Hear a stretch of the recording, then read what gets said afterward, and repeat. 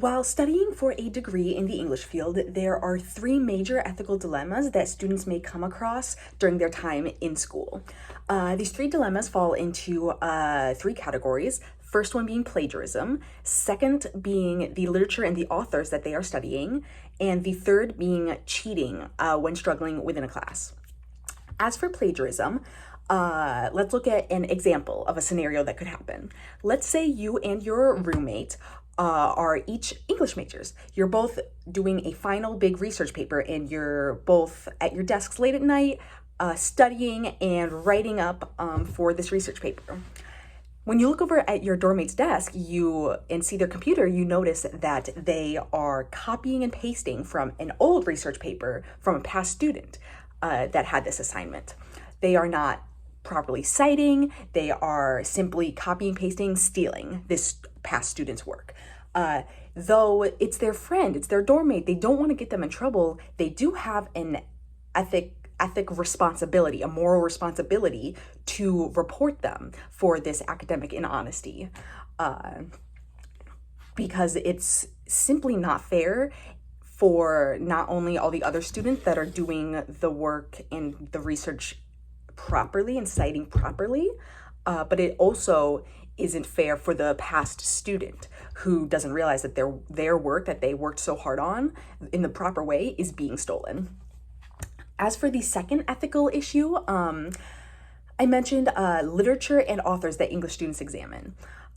Sometimes, and I know this from my own personal experience as well, there will be many works that are written way back when, where societal norms and history was very different. For example, having sexist content within it. Analyzing these works can definitely be difficult, seeing that we are in different times now. And opinions have changed, societal views have changed, and have definitely evolved. But we need to remember that it's important to analyze these so that we can see that change and see how far we truly have come from our views back then to our views now.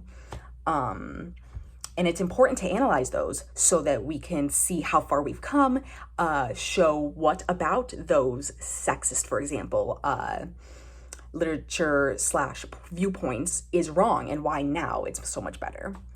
And the third one is cheating when struggling in a class. And even though a student may be struggling in a class, it's very important that the student doesn't turn to cheating. I know it can be tempting, wanting to just quickly, easily get your grade up, but it's very unethical.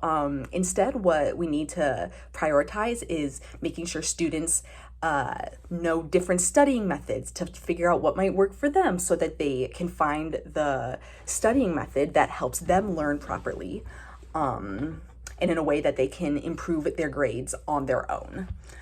A solution would be making sure, kind of like I just mentioned, that students are being taught and are practicing proper research, citation, and studying methods to help them improve their grades on their own.